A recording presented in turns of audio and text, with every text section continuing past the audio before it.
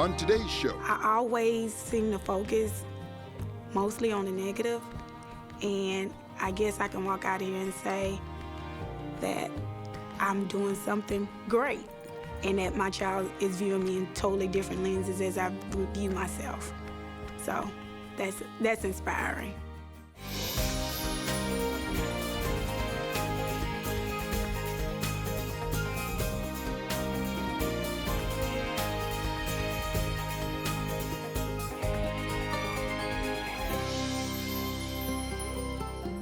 welcome to the 700 Club Canada. I'm Brian Warren. And I'm Lorie Hartshorn. And we are so thrilled that you took the time to be with us today. With Mother's Day this weekend, we have a special program to celebrate mothers, their dedication, their love, an important role in our lives. What are some things you've learned from your mom, Brian? A sense of humor. Yeah? Yeah, That's great. My mom has the most infectious laughter. Oh, that's great. Being a teacher and being just a great homemaker and everything. I mean, love. Yeah. What about you? Well, I'd say unconditional love. My mom put up with a lot. Pray tell. Not just me. I got some siblings going on here, you know. Oh. But my mom loves unconditionally. Yeah. And she's very generous. My mom is very generous. Thanks, Mom. Always looking for ways to help us out. Through all the different seasons of our life, I knew I'd count on my mom. What have you learned as being a mom? Oh, I've learned One you of the can't control everything. And I too have tried to pass on that unconditional love to my kids, even when it was tough. You always love them, but you don't always like them. You know what I mean? Well, you know what? So you're not going to give them away to a band of traveling never, circus? Never. You know, one thing that I recognize most about moms, though, is that when God puts a mom in a place, they have no idea the power of just influence that they have. More even so than a father, I think. Yeah, I think so too. I'm watching now my daughter-in-laws and their babies, and every new mom would say they had no idea how this child would rock their world, right? Yeah. And it is a wonderful gift. It's a wonderful gift. So today we honor all moms watching the show, and we celebrate the wonderful women that you are. And we have a special treat. Lorie's daughter, Shannon, shares her personal testimony of falling away and coming back to God. Yeah, it's good. You know, no matter the roads our kids take, we learn to pray. We put them in the arms of Jesus, and I'm just so thrilled to have my daughter's story told. I'm looking forward to that as well. And we have a wonderful piece that will open your eyes to what our kids see when they think about mom. And psychologist Dr. Mary Lynn has some powerful advice when it comes to kids and mental health. It's so timely for today's day and age as more and more people are being diagnosed with mental illness related issues than ever before. But we've seen what God can do when we take those issues to him. You'll see Dr. Mary's segment a bit later in the program. But first, this is how Shannon struggled in the darkness and how God brought her back into the light. Woo-hoo. Yes. Now looking back, I consider it to be a big blessing how I was raised. I went to private school and church and just had a family that loved me, and even my extended family was pretty close and really didn't have a lot of hardship or anything growing up. I'd say our kids' hearts were tender towards things of God from a very young age. Each one of them will, in their own way, put faith in Jesus at very young, and we're very open and tender about things of God. Since I can remember, so probably about 5 or 6, I'd become a Christian, and that was kind of just a part of my life, going to church, and it's just a normal thing. Grade 9, I think one of the hard things was growing up, going to private school, a Christian school, and then church and Christian camps, and my family being Christian. I went to a public school, and my first year I did okay, but it was also just really challenging because I think I was very sheltered. Part of it was probably just being lonely and just feeling, because most of the time when you share with people oh, I went to a Christian school or I'm Christian, they really don't understand what that means, and so there's this disconnect. It was kind of near the end of grade 9, and I knew my brothers were already not following the Lord and just doing whatever. I guess I just felt like left out most of the time. Like they have this life that I know that they're not following Jesus, but they're not really telling me what they're doing. It all happened so fast. They got in with friends that were not, friends we were really thankful for on many levels. They just started getting into the partying scene and everything. And it felt like it happened overnight. And then when our daughter, when we found out that she had drugs on her and what have you, it totally rocked our world. All three of our kids, like rebelling, running from God. It was just, yeah, that was a horrific time. Started with alcohol, I think was the first substance I tried, and then marijuana, and then cigarettes, and that was really the majority of it, like for a while. Later on, I got into other substances like cocaine and MDMA and just different like experimental drugs and stuff. And that was probably maybe after 3 years of already like smoking weed every day and doing all that. And then I started, I think, in my faith, thinking about like, does it even matter? Like if I sin, I believe that Jesus like died for me. I believe that I'm forgiven of my sins and I'm going to heaven. So what's the point of like being left out and being alone? Like, does it even matter? Like, I'll just do this here and there, and how bad can it be? She saw her brothers, out doing this stuff and thought, well, she was kind of sick of being the good girl and thought, why not me? And, really just chose to rebel and was having fun. They found out about me later. They knew about my brothers for a long time, and it was kind of like, oh, Justin and Curtis, but like Shannon is still really good. She's like the little angel one. But really I wasn't. Like I was already experimenting with different things, and they didn't know about that. So when they found out, I think my mom was just like heartbroken because she thought like, oh, I thought that my daughter was the one that would remain. I can think of one moment when we led worship at our church, and you basically had to phone and say, I can't go, can't go this, and it was just this heaviness. I could not get out of bed. She couldn't even get out of bed. I remember coming in the door, and she had just discovered drugs on Shannon, and really in the fetal position on the floor, because it was just I just felt it was too much to bear. Like the boys were already involved, and now to think my daughter would also choose it, I just really crumbled. For really 8 years, they didn't really know anything about my life. Like I would say, I'm going here, but really I was going all up, like everywhere else. But I would just tell them, I'm going to Dana's, I'm going to my friends. And that's all they needed to know. And that's all they did know about my life for about 8 years. Honestly, I don't know if I ever came to think I've got to change. I think that it was a process for me. I had an encounter with God where he spoke through people that I'd never met before, and just them giving me like prophetic words, and this really intense experience. And I always thought that God was just like up here and we were down here and we do our thing. And that's kind of what led me to be like, well, I can sin, like he's not really involved. And when I had this encounter with him, it was very clear to me that like he is involved, and like he's powerful, and he wants to be a part of my life, and he actually loves me so much that he would send his servants and like speak through his servants to me personally and come after me in that way. So that was really, although that was really like profound, and actually after that, like I began going to church occasionally, and I think my demeanor changed, but I still wasn't ready to like give up my lifestyle. It was actually not until I was willing to confess my sin and surrender my life to him. And I think the only reason I did that was because of his work in my heart through these years and years of like process, until I got to a point where I was actually like humble before him. And I see that even now, like I didn't just surrender my life to him and then never struggle again.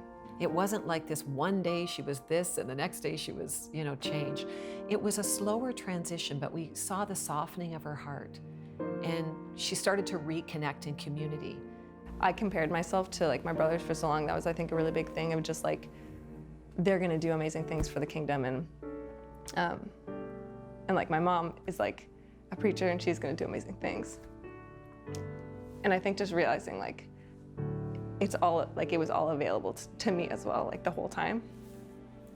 And so the minute I said yes, just like this new identity and realizing like everyone, like he wants to use like everyone, he loves everyone like equally, and they're not more special than me in that sense, and they're not, like if anyone surrendered to God is so powerful.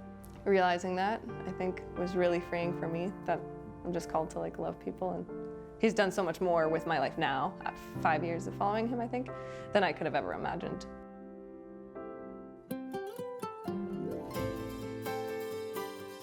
Lorie, how does it feel to see in living color what God has done in your heart actually become manifest now? Well, you know, Brian, we've shared our story as a family for years now, but actually my boy's story went public on video many years ago. But Shannon's story, this is really the first of her story being released. And lots of people ask me when I speak, what happened to your daughter? Yeah. And I always tell them that she followed God as well. But this, I'm so proud of Shannon for telling her story. Yeah. And I think, you know, there's many things that stood out to me, Brian, in this. And of course, your heart aches as a parent because none of us want our kids to go through this. Right. But we share our story to the glory of God. Yeah, and that's why I asked you the question, because so often you're asking others the questions and interviewing. And as you're looking at this, you know, you were living that. Oh, yeah. And as a mom, and this, you know, Mother's Day and everything, looking at this, you know, it's so encouraging that we can believe that God will bring our children back. Yeah, and I just want to say a word to some moms out there and dads that are watching. Maybe you have a daughter who's running right now. The Lord told us very specifically, you pray that that my love would overwhelm her. And you know, we were going down a rough path with all 3 of our kids, and we saw the love of God literally like a wave come over our daughter. And she needed to know that God loved her, that she was special, that she had her own assignment and calling from God. I'm just so thankful to God that He still asks us to recycle our pain. And that's why we tell our story. We said to the Lord, we will recycle our pain over and over again because God gets the glory. So don't ever be afraid to tell your story. Yeah, you know, from a position of another pastor and a colleague, I heard the Lord say this, and this is someone right now that God is saying to you. And He says this, and I love this. Verse 20 of Isaiah chapter 30, the prophet says, and though the Lord gives you the bread of adversity and the water of affliction, yet your teacher will not be moved into a corner anymore, but your eyes shall see your teacher and hear your teacher. And He's going to say, this is the way, walk in it. It happened for Shannon. It will happen for you. And mom, keep praying that the teacher would speak to your child. We'll be right back.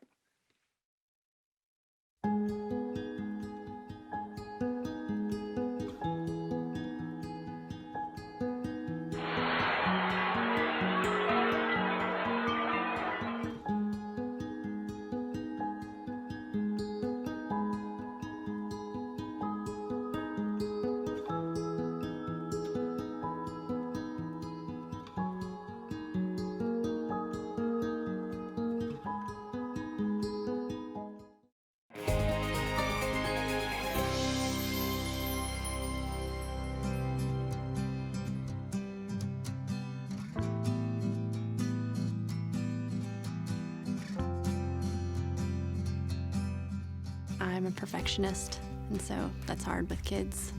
There's definitely days when I have my doubts about my abilities. Struggle with my temper. I struggle with like how I react with situations. I wish I knew how to, I guess, just calm myself before speaking to them. I wish I was better at taking time to sit down and just listen more to my child. I wish I was more confident in being a mom. I'm not the most patient person in the world. Patience. Patience is far and away probably the biggest struggle. I just want them to know just how much I love them.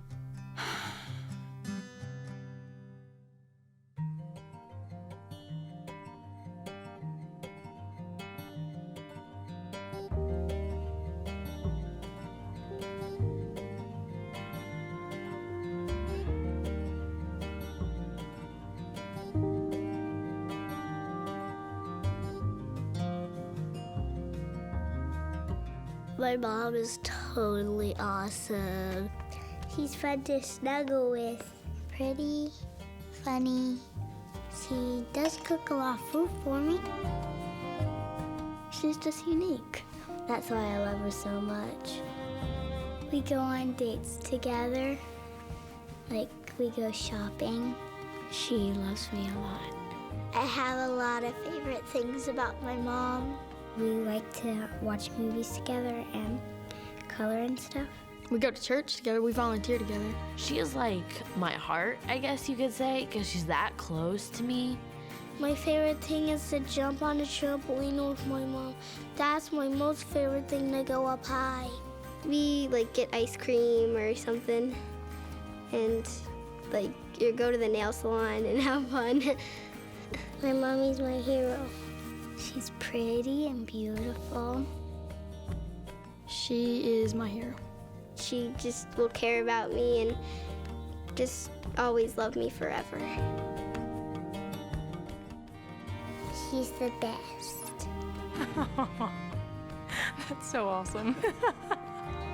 I always seem to focus mostly on the negative, and I guess I can walk out here and say that I'm doing something great and that my child is viewing me in totally different lenses as I view myself.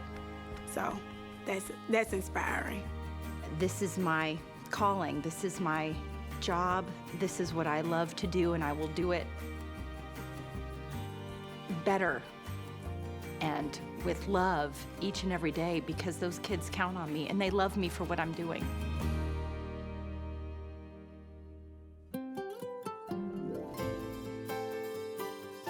Isn't that interesting? We see ourselves completely different than our kids look at us. Moms are saying, perfectionist, I lose my temper, I wish I was even more gentler, I wish I was this, I wish I was that. Moms, why don't you just take that hand and just give yourself a pat on the back? Don't be so hard on yourself, because when you look at the work that you do, it is phenomenal. And we want to honor you today. If nobody else says that, we want to say thank you and we love you. Irma Bombeck, she's a humorist, journalist, and columnist. And she wrote something. She says, on the sixth day, God created moms. And it says something as it closes out the poem. The angel that is talking to God circles this model of the mother very slowly. And he says, she's too soft, she sighs, but tough. And the Lord excitedly says, you can't imagine what the mother can do or endure. Can she think, the angel said? Not only think, but she can reason and compromise, she said to the Creator. Finally, the angel bent over and ran her finger across the cheek. And she said, there's a leak. But he says, I told you, you were trying to put too much into the model. It's not a leak, said the Lord. It's a tear. What's it for? For joy, for sadness, disappointment, pain, loneliness, pride. You're a genius, said the angel. The Lord looked somber. I didn't put it there. That was her. When you look at the job that God gives a mom to do, it is a calling. It's not just a job. And I want to get something into your hands. It doesn't cost you anything. Successful families. If you need a little bit of help and some tools, that's why we're here at the 700 Club. 1-855-759-0700. Prayer Partners are standing by. It's yours for requesting. And I just want to say, Happy Mother's Day. Up next, psychologist Dr. Mary Lynn has advice for families who are struggling with how to cope with mental illness. Don't go away. Every galaxy has its position, every star its place, every mountain its foundation, every season its course.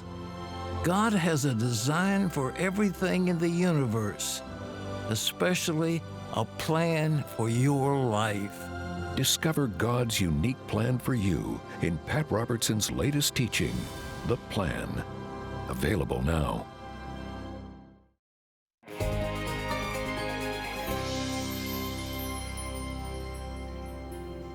In today's rapidly changing world, I'm seeing a growing number of children and adolescents coming to my office with mental health concerns. Part of this may be greater mental health awareness, But some of this can also be the greater level of stress facing our kids today. Poor abilities to cope, and maybe broken family backgrounds that are contributing to this increasing number. I have kids as young as 3 come into my office with all the signs and symptoms of depression, and some are even suicidal.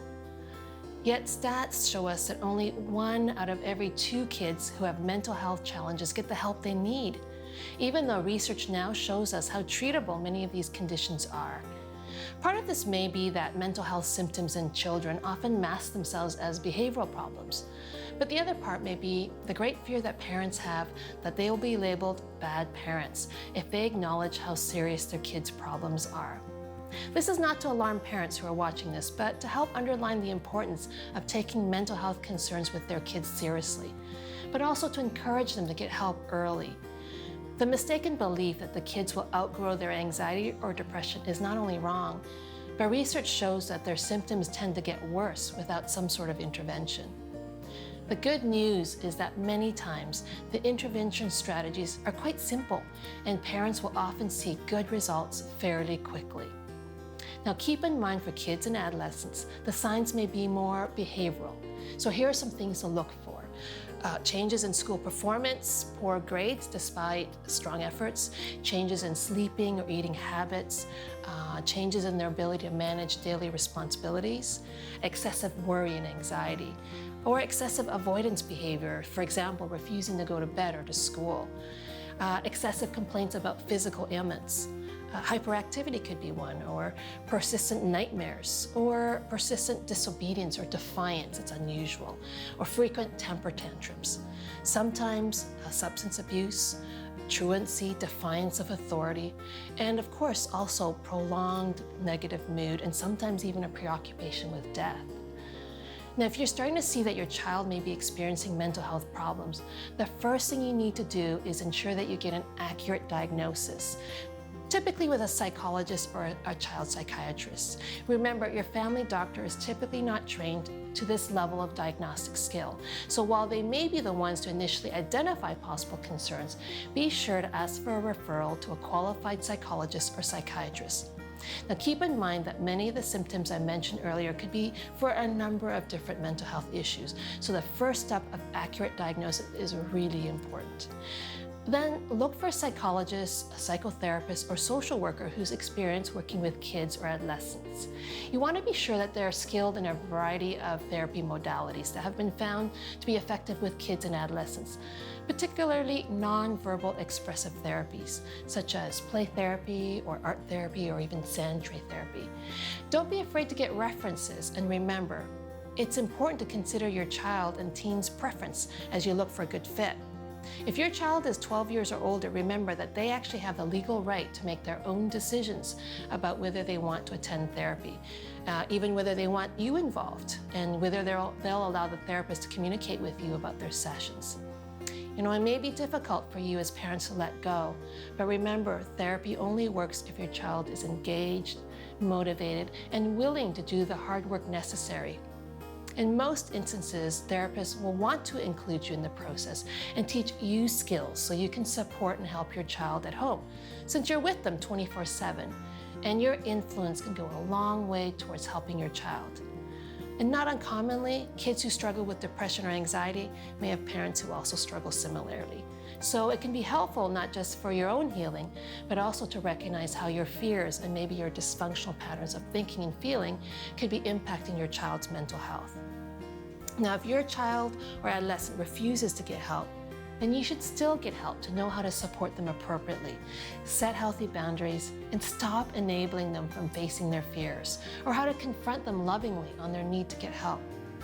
Once you stop enabling their avoidance behavior, you may find that they will be ready to seek help.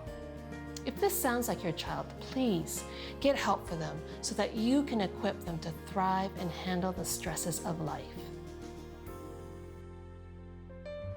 Jesus said it, "I came to give you life. Life to the fullest. Life in your family. Life in your finances. Life in your body, mind, and spirit. Life in your everyday."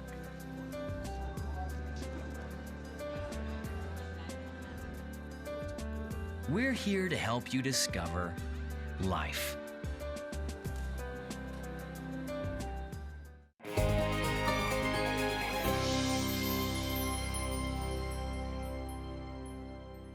Welcome back. And you know, today, drum roll please. Tomorrow we've got It's Your Birthday, It's Your Birthday, It's Your Birthday, It's Your Birthday. Now you guys, Another you one don't know down. this, I don't but even count you them got to anymore, make sure Brian. you send out a big shout out to Are You One? Are You Two? Are You Three? You'll be counting a long time, okay? Better stop while you're ahead. Miss Hartshorn, Thank you. tomorrow is your birthday. It is. Happy Thank birthday to you. Thank and you. may it be a blessed one. And you guys stretch out your hand to her. Lord, bless her in Thank Jesus' you. name. Thank you. You know, you get older, but you get better. That's my goal. That's my goal. You know, I was thinking about my birthday, and there's John Maxwell says there's two most important days of your life: the day you were born, and the day you discover why you were born. Ah, that's good. And you know, it's really important to know what is God's plan and purpose for your life, because He has one for you. In fact, this month's giveaway, why don't you send me a little birthday present by joining our monthly club? It's only $20 a month. Yeah.